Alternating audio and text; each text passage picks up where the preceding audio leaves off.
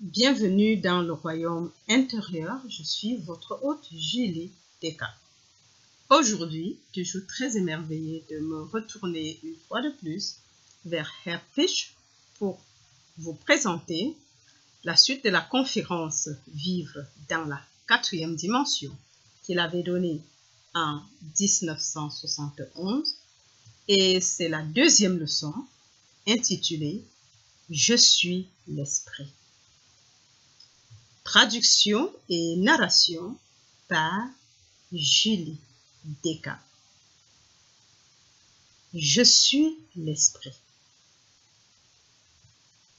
Pour ceux d'entre vous qui aiment suivre la Bible très attentivement, je vais vous donner les références maintenant afin que nous puissions nous en passer plus tard. Nous allons parcourir les passages suivants.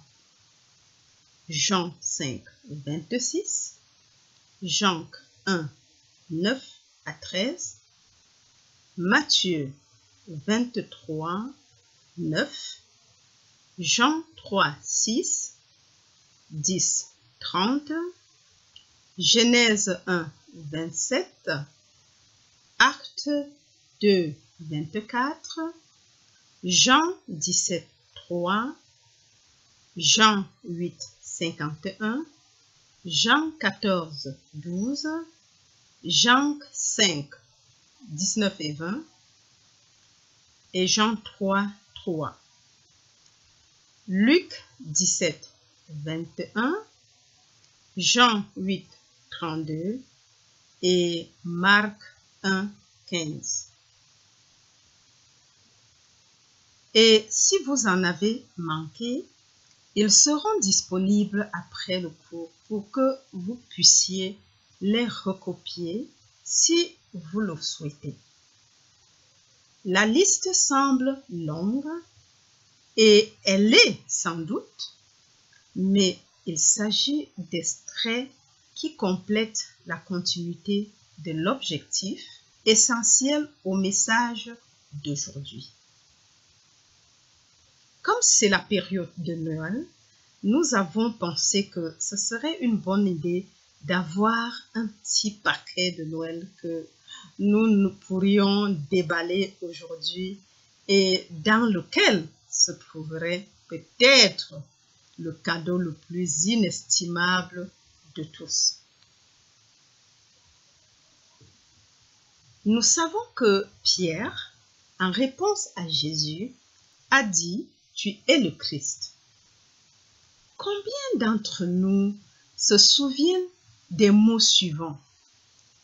Tu es le Christ, le Fils du Dieu vivant.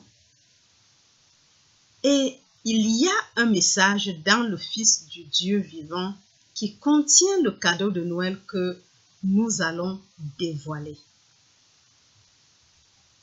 Le Fils du Dieu vivant est ce que vous et moi devons réaliser que nous sommes. Et dans la mesure où nous ne parvenons pas à cette réalisation, notre expérience montrera l'absence de la grâce du Dieu vivant, de sorte que partout où vous trouverez une forme de limitation dans votre vie, que ce soit physiquement, mentalement, émotionnellement, financièrement ou socialement, ces limitations seront le résultat du fait que vous n'êtes pas parvenu à comprendre que je suis le Fils du Dieu vivant. Le montreur de chemin a dit « Je suis la vérité ». Et il a dit beaucoup de choses étonnantes, dont l'une était « Quiconque croit en moi, même s'il meurt, vivra ». C'est une déclaration très étrange, car si une personne morte vivra parce qu'elle croit au Fils du Dieu vivant, alors pour vaincre la mort, il faut vaincre tous ce qui conduit à la mort. Et en vainquant la mort, nous avons automatiquement vaincu toutes les formes de maladies connues de l'homme. En croyant en moi, le Fils du Dieu vivant, ceci a été interprété comme signifiant que si vous croyez en Jésus, vous vainquez la mort. Et nous voyons tous les jours des gens mourir qui croient en Jésus. Nous constatons donc que le Fils du Dieu vivant n'est pas du tout Jésus. Tu es le Christ, le Fils du Dieu vivant. C'est là que se trouve la distinction que chacun de nous doit trouver dans sa propre expérience. Dans notre progression à travers la Bible, nous voulons voir l'évolution d'une idée qui a échappé à l'attention de l'humanité et également l'évolution d'une idée qui a même échappé à ceux d'entre nous qui ont sérieusement consacré leur temps et leur effort à la recherche des significations derrière le ministère du Christ Jésus sur la terre. Nous voulons savoir comment moi, consciente d'être le Fils du Dieu vivant, je peux vaincre la mort en toutes les choses qui conduisent à la mort et même aller au-delà, car il a dit, vous ferez de plus grandes choses encore. On se demande alors ce qui pourrait être plus grand que de vaincre la mort. Lorsque vous avez réalisé la possibilité de vaincre la mort, vous commencez à voir que ce n'est que le début de la vie et que les choses les plus importantes viennent après le dépassement de la mort. Ce ne sont pas des choses plus grandes avant d'avoir surmonté l'illusion de la mort. Ce sont des choses plus grandes après que la mort ait cessé d'avoir un sens pour vous et ces choses plus grandes que vous ferez, encore une fois, doivent être faites si vous croyez en moi. Ainsi, croire en moi signifie que si vous ne savez pas ce que moi représente, vous ne pouvez pas croire en moi. Vous ne pouvez pas demander à mon nom. Et si vous croyez que moi signifie Jésus, alors vous faites partie des millions de personnes qui ont été trompées, car le but même du ministère était de révéler l'identité cachée de Jésus en tant que Christ, le Fils vivant de Dieu, le Fils du Dieu vivant. Mais cela aussi doit avoir une signification plus profonde. Il nous donne de nombreux indices. Dans les Actes, on nous dit que la mort n'a pas pu le retenir. Il n'a pas pu être retenu par la mort. Quel genre d'homme était-ce pour ne pas être retenu par la mort? Et il nous donne son propre indice lorsqu'il dit n'appelez personne votre Père sur terre. Car votre Père est une personne, une chair et un sang. Ce n'est donc pas votre Père. Il y a un Père qui est dans les cieux. Et ce Père qui est dans les cieux n'est pas un Dieu personnalisé, un être suprême. Ce Père qui est votre Père est esprit. Il poursuit en disant que votre Père est esprit et que mon Père est esprit et que moi et ce Père sommes un. Je ne suis pas né de Joseph. Je ne suis pas né de Marie. Je suis né de l'Esprit et l'Esprit étant mon Père et votre Père, vous êtes nés de l'Esprit.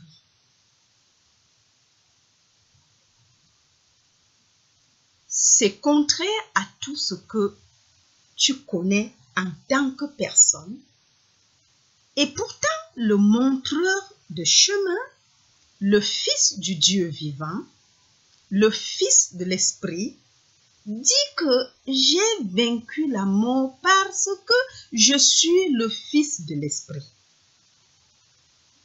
Et si vous croyez en moi, si vous croyez que l'Esprit est votre Père, comme je le crois, alors vous aussi, vous vaincrez la mort et vous ferez de plus grandes choses.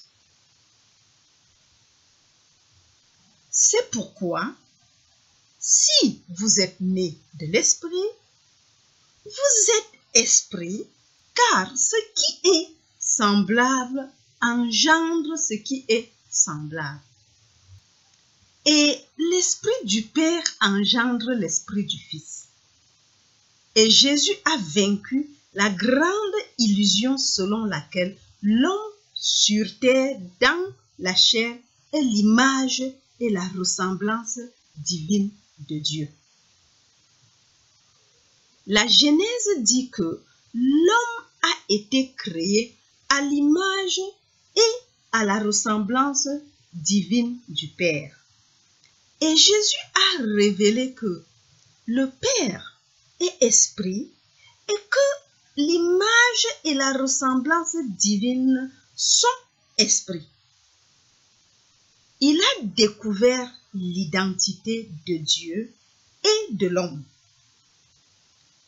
Il a découvert l'identité de Dieu et de l'homme et c'est pourquoi, étant esprit, il était le Fils de l'Esprit vivant. Lorsque vous comprenez que tant que vous n'êtes pas le Fils de l'Esprit vivant, vous êtes une chair mortelle qui ne peut pas vaincre la mort, qui ne peut pas vaincre les faiblesses qui conduisent à la mort et qui ne peut pas accomplir les œuvres plus grandes qui viennent après la victoire sur la mort. Vous commencez alors à dévoiler la nature de Dieu en vous. L'Esprit est Dieu et le Fils de Dieu est l'Esprit de Dieu qui coule dans l'univers en tant que Dieu lui-même, s'individualisant en tant que votre être. Et même si vous l'avez lu, même si vous l'avez entendu, même si vous l'avez dit, à moins que vous ne vous soyez tranquillement, fermement reposé dans le Verbe pour écouter, savoir, ressentir et finalement parvenir à cette conclusion capitale que vous êtes esprit et rien d'autre, vous continuerez à marcher non pas dans les pas du montreur de chemin, non pas dans la vérité, non pas dans la lumière, non pas dans la paix qui dépasse l'entendement, mais dans les voies de l'esprit mortel, expérimentant le bien et le mal, la vie et la mort, la santé et la mauvaise santé, les fluctuations de l'existence humaine jusqu'à ce qu'il n'y ait plus d'existence humaine. L'identité en tant qu'esprit est le début de l'aventure dans l'esprit. Et si vous ne vous confrontez pas à cela, vous continuerez à chercher l'extérieur en pensant que ce que vous allez trouver vous amènera quelque part dans un endroit appelé le paradis sur terre. Et vous découvrirez que toutes les directions que vous prendrez ne vous mèneront qu'à des impasses. Je suis esprit est la révélation de Moïse lorsqu'il a dit « Je suis ce que je suis ». Je suis cet esprit, et de Jésus lorsqu'il a dit « Moi et le Père, moi et l'Esprit, nous ne faisons qu'un ». Et son secret, le secret qui lui a permis de vaincre la mort, c'est justement cela. La conscience que je suis esprit et ensuite la fidélité à cette connaissance. Vous ne pouvez pas être fidèle à votre identité spirituelle si vous ne l'avez pas établie comme votre identité. Beaucoup d'entre nous qui ont atteint certains sommets de conscience ont découvert qu'en dépit de cet accomplissement exalté, nous retombons de temps à autre dans une conscience humaine et nous marchons alors dans un monde sur lequel nous n'avons aucune emprise. Pourtant, ce manque de domination n'est que l'absence de prise de conscience que je ne suis pas un homme mortel. Je suis esprit, et lorsque vous prendrez ce virage, lorsque vous prendrez le temps de prendre ce virage, lorsque vous prendrez le temps de contempler la nature de l'esprit, vous découvrirez que le secret de toute la Bible se résume à ces 3 mots.